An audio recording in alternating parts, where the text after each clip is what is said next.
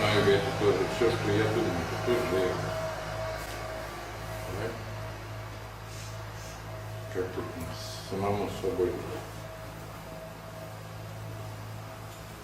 Мысли же это по сути и есть. Ну понятно, по концепции это понятно. Не совсем, нет. Мыслительный... у нас еще есть время? 10 минут до конца. 10. Это разные понятия, на самом деле.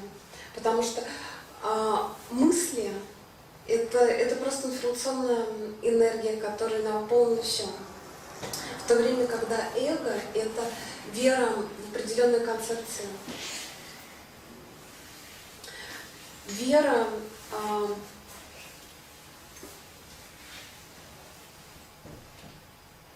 в то, каким вы должны быть, кто вы есть, кем вы себя считаете, что вы должны сделать или что вы сделали не так. Это эго. Это то, у кого есть история, как история прошлого, так и история будущего. Это эго. Но эго нельзя назвать все мысли, которые вы осознаете. Потому что мысли, которые вы осознаете, это просто они не творятся. Они не творятся вашим мозгом. Мозгом они только регистрируются. Они вам не принадлежат. Мысли вы просто осознаете. В то время, когда в эго вы вцепились, как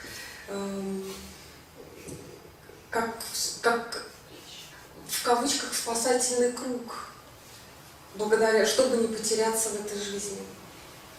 Но вот этот вот спасательный круг, он вас на самом деле на одно тащит, а не помогает жить.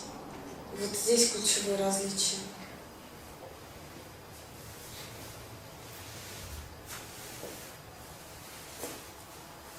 Именно того, что вы спросили, различие, энергия начинает уходить из сознания в эго, когда вы начинаете отождествляться с мыслительным процессом. Вот здесь вот этот вот переходный момент.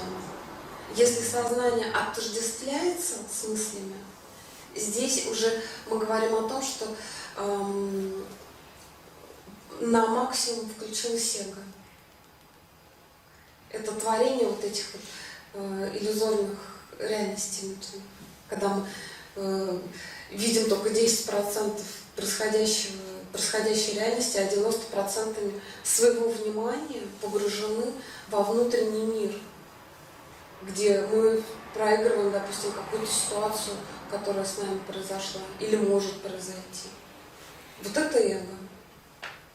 И вот здесь как раз идет, и вот здесь идет соприкосновение эго как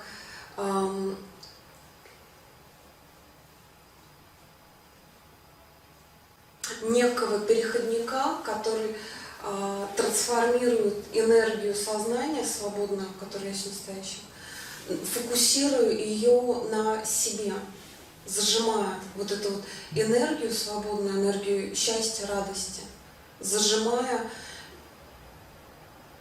в отождествление с мыслительным процессом, замыкая этот процесс на построение вот этого иллюзорного мирка, в котором начинает жить сознание. Хорошо, наблюдает кто? Наблюдает наблюдатель, в то время как наблюдает ум. Ум, но не эго. Ум как высший аспект ума. Как фон какой-то. Фон не наблюдает, фон есть все. Фон – ваша истинная природа. Но если говорить о наблюдателе, наблюдает высший разум, можно так сказать, или ваше высшее Я. Ваше высшее Я как дух, как высший аспект вашей индивидуальности, вашего индивидуального сознания. Вот оно... Мысли тоже оно наблюдает? Да. Но, будучи производным разума, это все еще дуальное проявление Тут мира. запутка есть, да. В то время, когда в действительности вы есть как раз вот этот вот фон, на котором все происходит.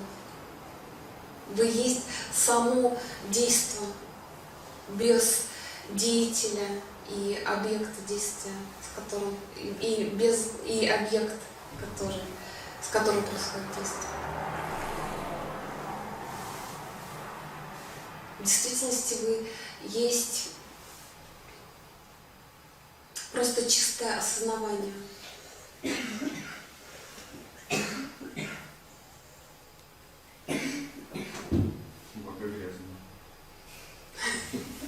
Чистая, но грязная. Получается, наблюдатель зла, наблюдатель как экран, и наблюдение как ум, который наблюдает объект.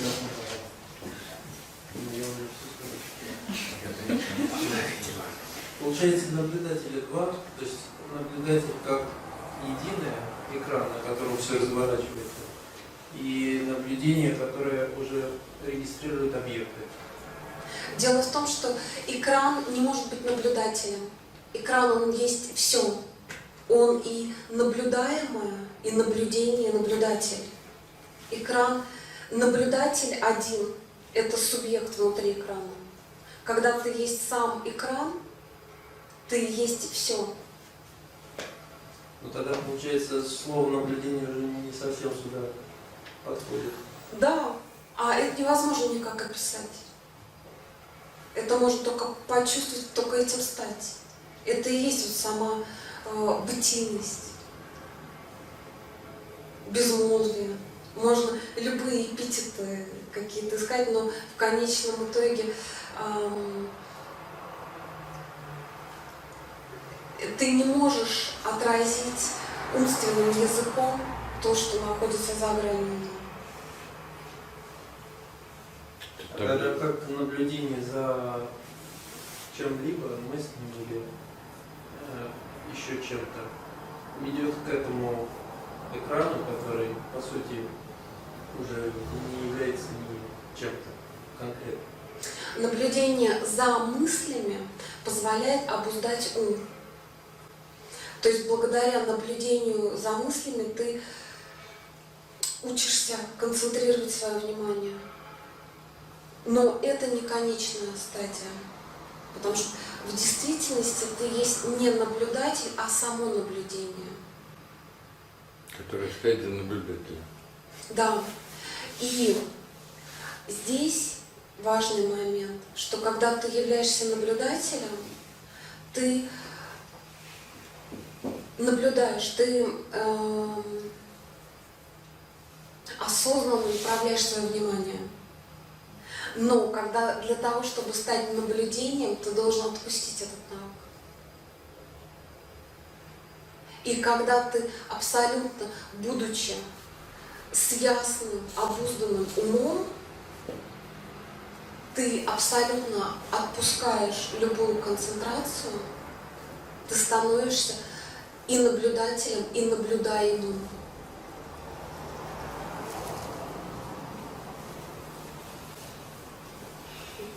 Последний вопрос.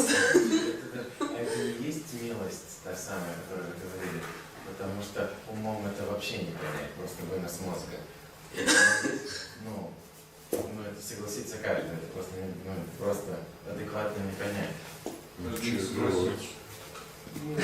Я просто, умом просто не понять. Я не смог это сейчас никак понять, переварить умом.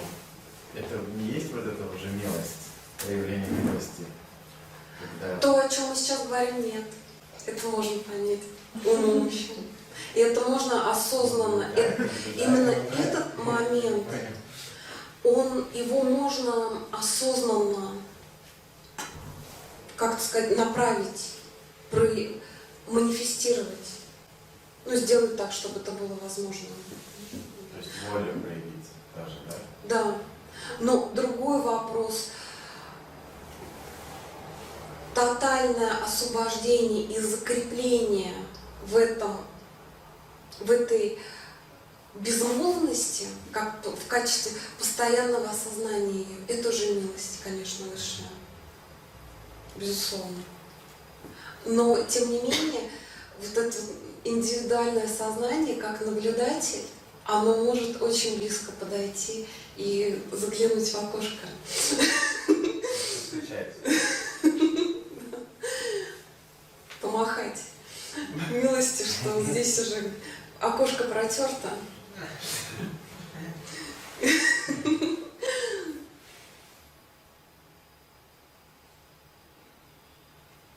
И, конечно, жизнь как тотальное проявление, она абсолютно открыта для вас. И она точно так же хочет осознаться через вас, как и вы хотите осознаться ей. И здесь вопрос просто вашей открытости, готовности или целеустремленности. Именно целеустремленности не как вектора получения, а целеустремленности как именно сдачи себя и отдачи вот этой высшей цели, от которой вы никогда не уходили. Всем спасибо.